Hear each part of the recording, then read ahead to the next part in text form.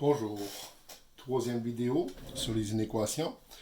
Donc, après avoir fait les inéquations du premier degré, c'est-à-dire dans lequel c'était l'exposant de x était 1 et l'exposant de y était 1, et à deux variables, lorsque ça donnait une droite, soit en pointillé ou non, et on assurait soit par-dessus ou en dessous, selon le test du 0,0. On revient maintenant à une variable, mais au deuxième degré. Ce qui veut dire que l'exposant de x est au carré. Alors, on commence avec un exemple. On a que x carré doit être plus petit ou égal à 4. On commence par préciser que puisque j'ai ici le plus petit ou égal, à cause de ce égal-là, les frontières sont donc incluses. Donc, il faudra que les frontières soient dans la réponse. Alors, commençons par trouver les frontières, première étape. Pour trouver les frontières, c'est très simple. On remplace le symbole d'inégalité par 1 égal.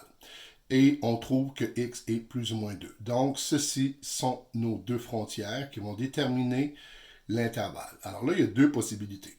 Soit que c'est de moins l'infini à moins 2, union 2 à l'infini. En d'autres mots, les frontières délimitent l'extérieur. En d'autres mots, l'intervalle, c'est l'extérieur de ces deux chiffres-là. Ou soit que c'est de moins 2 à 2. Alors, pour savoir lequel des deux, on fait comme pour le plan cartésien avec la droite quand on faisait le test du 0,0. Alors ici, puisqu'on est à une variable, le test, ça sera x égale 0. Alors, on prend le x égale 0, on le met dans notre formule, on obtient que 0 au carré est plus petit ou égal à 4. Ceci est absolument vrai. Donc, x vaut 0 fait partie de la réponse, ce qui implique que le seul intervalle dans les deux qui avait 0, c'était lui-ci. Lui ne contient pas 0. Donc, la réponse, c'est celui-ci de moins 2 jusqu'à 2. Deuxième exemple. Alors, j'ai x carré plus grand que 9. Déjà en partant, on peut tout de suite préciser que les frontières ne sont pas incluses car il n'y a aucun égal ici. Donc, frontières exclues. On trouve les frontières. Donc, pour trouver les frontières, on prend notre équation et on remplace par un égal. Ensuite, on trouve plus ou moins 3 qui sont nos deux frontières. Alors là, ces frontières-là déterminent deux possibilités. Soit l'ensemble solution est à l'extérieur de ces deux points frontières, donc de chaque côté, ou soit que c'est entre les deux chiffres qu'est l'ensemble solution. Toujours la même technique pour savoir lequel des deux. On prend notre équation de départ, x carré plus grand que 9, et on teste x égale 0 dedans. On voit que 0 carré plus grand que 9 est absolument faux. Donc, le 0 ne peut pas faire partie de l'ensemble. Puisque le 0 est dans cet ensemble, il disparaît. Et c'est ceci qui reste comme réponse. Donc, la réponse, c'est tous les x qui appartiennent de moins l'infini jusqu'à moins 3, exclu union 3 exclu jusqu'à l'infini. Troisième et avant-dernier exemple. Alors là, j'ai 4x carré moins 1 plus petit que 3. On voit tout de suite que les frontières sont exclues. Il n'y a pas d'égal. On trouve nos frontières.